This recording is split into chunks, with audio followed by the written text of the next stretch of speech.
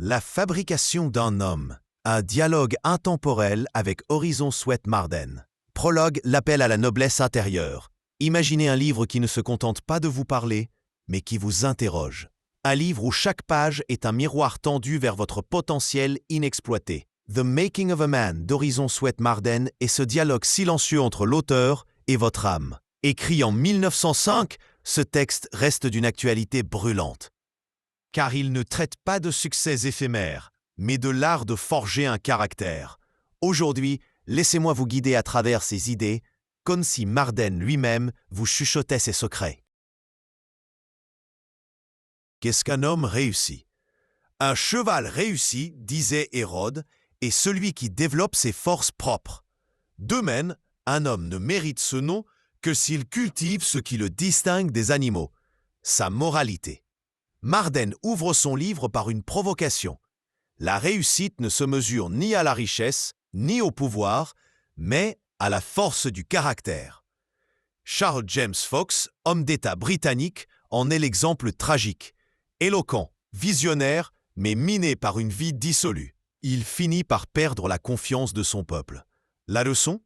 La grandeur sans intégrité est un château de sable. Napoléon, lui, incarne l'énergie et la stratégie. Mais son mépris des principes moraux le conduit à une chute aussi spectaculaire que ses victoires. L'intellect sans conscience est une expérience vouée à l'échec, résume Emerson. À l'inverse, Charles Sumner, sénateur américain, consacre sa vie à l'abolition de l'esclavage. Son dernier souffle murmure « Le caractère est tout ». La vision qui élève. Attachez votre chariot à une étoile, conseillait Emerson.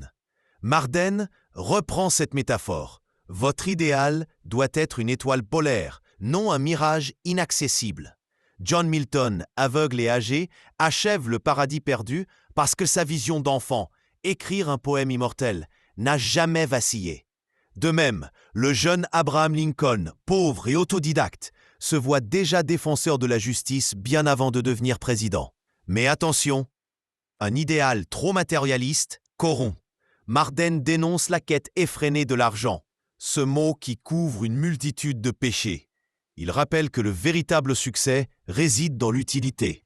La couturière qui pique avec amour, le cordonnier qui répare avec fierté, vivent une noblesse aussi réelle que le philanthrope. L'honneur de soi. Le premier pas vers l'échec est le premier doute de soi. Pour Marden, la confiance en soi n'est pas de l'arrogance, mais une foi en ses capacités. Elias Howe, inventeur de la machine à coudre, endure pauvreté et moquerie, certain de son génie. De même, Samuel Morse croit en son télégraphe, malgré 8 ans d'attente pour un brevet. Mais cette confiance doit s'ancrer dans l'action. Le monde croit en l'homme qui croit en lui-même, écrit Marden. Un conseil pragmatique, agissez comme si vous étiez déjà la personne que vous aspirez à être. Marchez avec la posture d'un leader, parlez avec la conviction d'un orateur. Votre extérieur façonne votre intérieur. Domptez le moi rebelle. La clé du succès est de savoir se nier soi-même, affirme Marden. Lincoln, colérique dans sa jeunesse, apprend à maîtriser sa violence lors de la guerre de Black Hawk. Devenu président, sa sérénité légendaire lui permet d'unifier une nation divisée. La maîtrise de soi, cependant, ne signifie pas répression. C'est l'art de canaliser ses forces. Le général Grant reste imperturbable face aux défaites comme aux triomphes. Parnell, leader irlandais, transforme sa colère en stratégie politique. Marden insiste, la vraie force est un calme conscient, non une explosion aveugle. L'ange gardien des habitudes. Les habitudes sont les architectes silencieux de notre destin. Marden compare les habitudes à un fleuve. Au début, un filet d'eau facile à détourner. Avec le temps, un torrent impossible à arrêter. Le jeune homme qui néglige ses études, le commerçant qui triche sur la qualité, creusent leur propre tombe. Mais les habitudes peuvent aussi être des alliés. Kant, Émile Littré, John Day, Rockefeller, tous disciplinent leur quotidien pour libérer leur génie. Un exemple frappant, le cheval de pompier de Nashville, dressé à suivre un trajet précis, même sans cavalier. La routine, bien dirigée, devient un pouvoir. Richesse, moyens et contentement. L'argent est un serviteur utile mais un maître tyrannique. Marden reconnaît la nécessité de la prospérité, la pauvreté est une malédiction, mais avertit contre son idolâtrie. Il cite John Wesley. Gagnez tout ce que vous pouvez, économisez tout ce que vous pouvez, donnez tout ce que vous pouvez.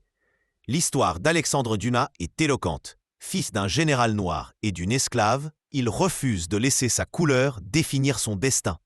J'ai décidé de vivre comme si j'étais blanc pour forcer les hommes à regarder au-delà de ma peau. Sa réussite littéraire prouve que la vraie richesse est intérieure. Saisir la mèche de l'occasion. L'opportunité ne frappe pas, elle chuchote, écrit Marden. George Pullman, simple menuisier, remarque le confort déplorable des wagons-lits et invente le sleeping car. Chauncey Jerome, apprenti charpentier, entend parler d'horloge en bois et lance une révolution industrielle. Mais saisir une opportunité exige préparation et audace. Cyrus Field croit au câble transatlantique malgré 20 ans d'échecs. Henry Wilson, ancien esclave, devient sénateur en étudiant la nuit après des journées épuisantes. Marden résume, le génie est fait de 1% d'inspiration et 99% de transpiration. Bien avant Edison. Des héros au conditionnel. Marden fustige les héros hypothétiques, ceux qui rêvent sans agir.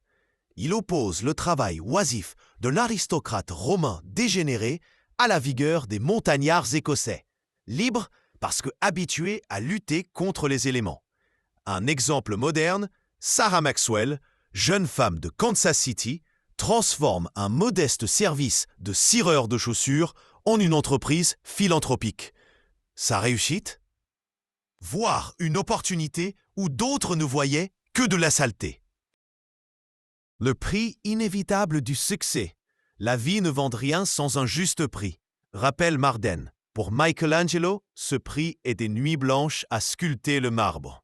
Pour Beethoven, c'est réécrire une partition 18 fois. Pour le jeune Faraday, c'est étudier à la lueur des réverbères. Mais ce prix n'est pas seulement physique, c'est le renoncement aux distractions, comme George Washington Carver, qui choisit l'étude des plantes plutôt que les plaisirs faciles. Le succès n'est pas un escalier roulant, prévient Marden. C'est une échelle. Chaque barreau exige un effort. La devise de Ruskin. Aujourd'hui. Ce mot, gravé sur le bureau de Ruskin, résume pour Marden l'urgence de l'action. Benjamin Franklin, enfant, lit des livres en travaillant chez un imprimeur. Plus tard, il dicte sa biographie à 84 ans, paralysé. Marden cite aussi le docteur Kahn, explorateur arctique qui maintient le moral de son équipe en respectant des rituels stricts malgré le froid et la faim. L'ordre est la santé de l'esprit, écrit Southey. La symphonie de l'ordre. La nature suit des lois immuables. Les abeilles organisent leurs ruches. Les atomes dansent en rythme. Marden y voit une leçon. La réussite humaine dépend de l'harmonie entre vision et méthode.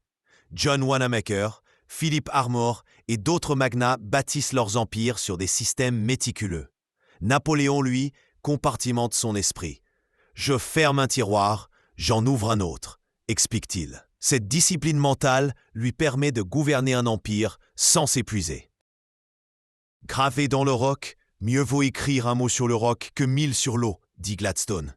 Marden exalte la maîtrise, le cordonnier dont les boutons tiennent, l'avocat qui prépare chaque dossier avec soin. Il raconte l'histoire d'un étudiant en architecture qui remporte un concours grâce à un croquis méticuleux, tracé pendant ses pauses. L'homme de force.